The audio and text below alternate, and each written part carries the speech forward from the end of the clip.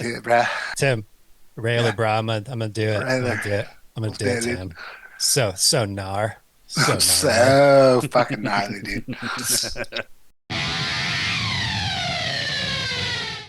Hey everybody, welcome back to the channel. What's up, Hood? What's up, I'm dude? having a Tums. Yeah, No, thank you.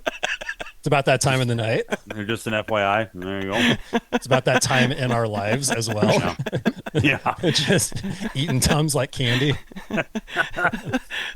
Yeah. Tim, you're here too. Hi, Tim. What's up, bruh? What's up, bruh? So gnar. This album is so gnar, guys. That's how Swedish people talk, right? Yeah, all the Swedes are time. like, welcome to Sweden, bruh. There's all that California punk making its way into Sweden, and all of a sudden they were just like, "Yeah, what's up, bruh? Did you get that new Millencolin album, bruh? So sweet." It was railer, man. All right, guys. Track 7, track 8, Refused, The Shape of Punk to Come. We're gonna do these two tracks together, let them flow, and we're gonna rate them together afterwards. So let's enjoy Refused Party Program and Protest Song 68. In the wake of our existence, in our parades and in our dances, touch and see and behold the wisdom of the party program. Essential in a lifetime and irresistible in our touch, with great spirits proclaiming that capitalism is indeed organized crime and we're all the victims. This next one's called Refused Party Program.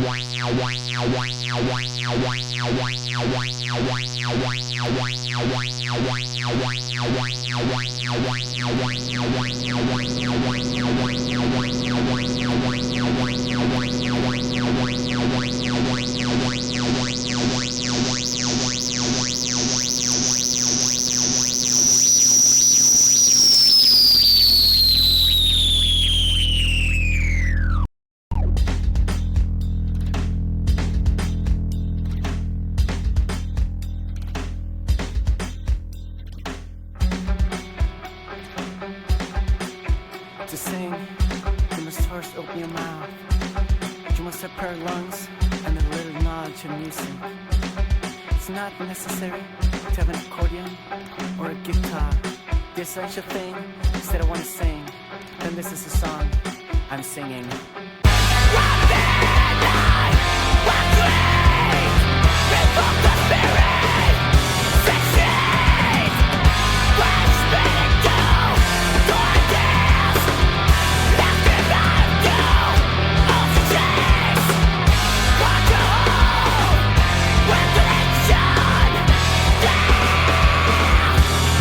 Listen!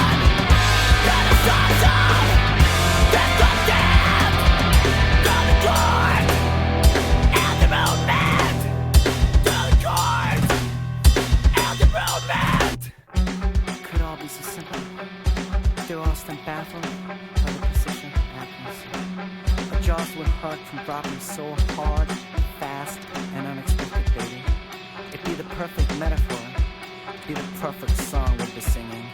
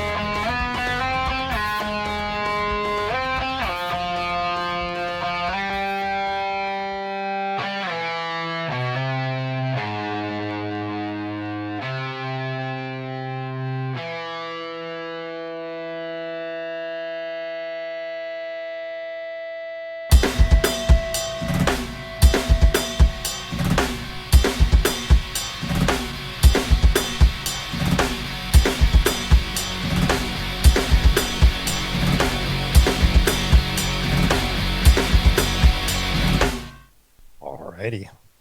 There you have it. Timmy, let's go over to you first and get your thoughts on Fuse Party Program. The song as a whole is not bad, except for the last 15, I love 20 that seconds. That brings it down a lot because holy shit, just fucking blowing my ears out. Just stop. And I feel like an old man saying that, but oh God, it's just nails on a chalkboard. Just oh, I hate it. 58. If it wasn't for the ending of that song, it probably would have been like somewhere in the 70s. But God, that is horrible. I would never throw that in a playlist ever. Hood. Now I want to hear what you have to say. That I've realized actually just now for some reason that is probably the hardest song on the planet to fucking try and headbang to. The timing changes and the switch ups make it so fucking difficult to know what the fuck to do with your head. And contrary to what Tim says, that outro is fucking amazing. I want that. Oh no, Again, no. If It was a good choice. It was a good choice on the outro. Yeah. Just listening to it is like, Oh, I get God. Oh. If we could have a whole song full of woos and that outro, that would be fucking great. And I'll say it's just a headphone thing as well. If you're listening to it in your car or on speaker or something like that, it's fine. But just on headphones, it's like, oh, fuck this. Oh God, what? Hood, I, call up uh, Dennis and tell him you got an idea for his next solo project. just those tones and him doing the Ric Flairs. Sonically, the entirety of the song, not a huge fan of. Still, I can't give it a bad score because it's not something I dislike. So I'm gonna go with a 75. Baden, Yeah, so remember what happened? oh, I remember. The reason I remember is because of that outro. I'll get to that in a second. Everything up until that outro, I was jamming the fuck out of that. Like before the outro, probably 80 to 85, somewhere in there. But the outro did bring it down. But at the same time, it reminded me of some times of my past when I would hang out with certain people and we would take a certain thing and it would sound like wah wah wah wah wah no matter what you're doing. I don't know if you guys know what I'm talking about, but let's just say I had a nice cracker. Anyway,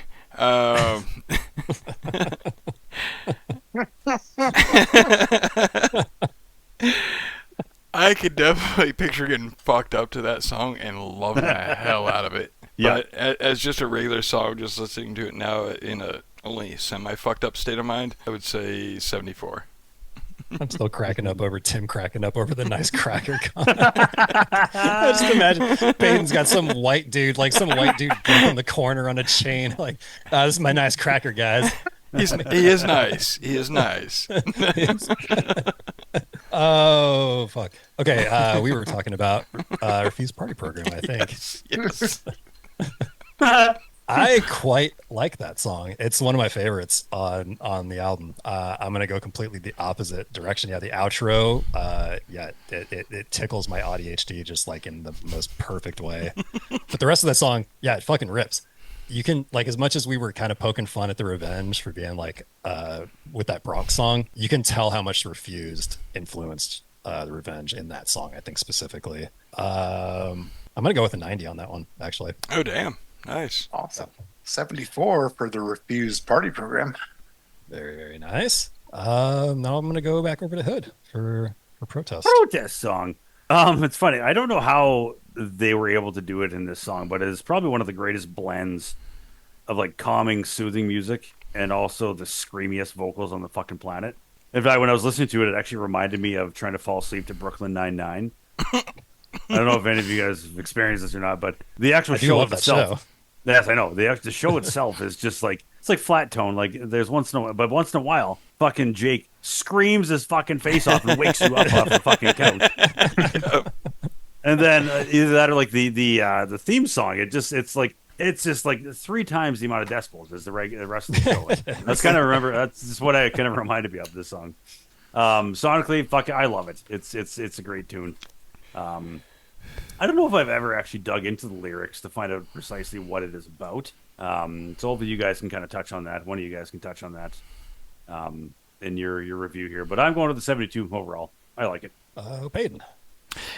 I was really hoping to not like it as much as I did because since it's called Protest Song 68, I wanted to give it a 68. But there ain't no fucking way. I like that more than the one previous, even though it did have the Whippets thing. But I'm at Flea on this one. I loved that song. Ladies are good. Flaty's real good. Very nice. Oh, Timmy. All right, so I'm gonna actually start by talking about the outro of the previous song coming into this song. How do I say this without sounding weird? The song is bipolar. I'm not. I don't want to make it sound like I'm like making fun of like bipolar and like that, but it's just like these quick. Wow, we're going from here to here, just like whoa, holy shit! But the outro and some of the lyrics in there, like it got real screechy on the outro, and some of the vocals were just like real screechy. That it just matched so well that I like the way they do that within the album. So 73 is what I'm going to give that one. Nice. Yeah, that one I find myself just absentmindedly drumming that drum outro all the time, just like tabletops or on my legs or shit. Just like, oh yeah, wait, that's the Revenge. The Revenge. Yeah, the Revenge. It was the Revenge. because they sound like a refused. No, it was refused. Thanks, brain. Neural pathways are cool, guys. Especially So, when they're not yeah. blocked. Yeah, there's free to roam as they will. Was that Michael Jackson on the intro? I was gonna say that did remind me a lot of him. Yes. Yeah, dude, I kind of forgot how much of a lot of this album is Dennis doing like spoken word poetry, which I dig so much. It's just another like cool little aspect of this album. There's so much variety on that song too to enjoy. And like you guys said, I love it gets like real serene and beautiful, and then it just like yanks the chain real fast and pulls you right back into the hardcore part, which is fucking awesome. And I know I had mentioned it, before about the Revenge, and that the other song kind of sounding like it influences them. But those two songs combined, I think, most of all in this album, kind of show off just the wide swath of influence that this album had on different bands. Because I hear so much like different styles and newer bands in those two songs specifically. I just think it's wild, like how many different bands you could point to from varied scenes that would be like, yeah, that album had an impact on me. Mm-hmm. I just think that's fucking cool. 81 for this one. Very nice. Yeah. Final score is 77 for Protest Song, 68. Cheers. Oh yeah. Cheers. Well, I think we've said more than enough on this one. Let's get the fuck out of here and on to track number 9, boys. What do you say? Yeah, All right, let's we'll do see you on that. the next one, everyone. Bye-bye. Bye, folks.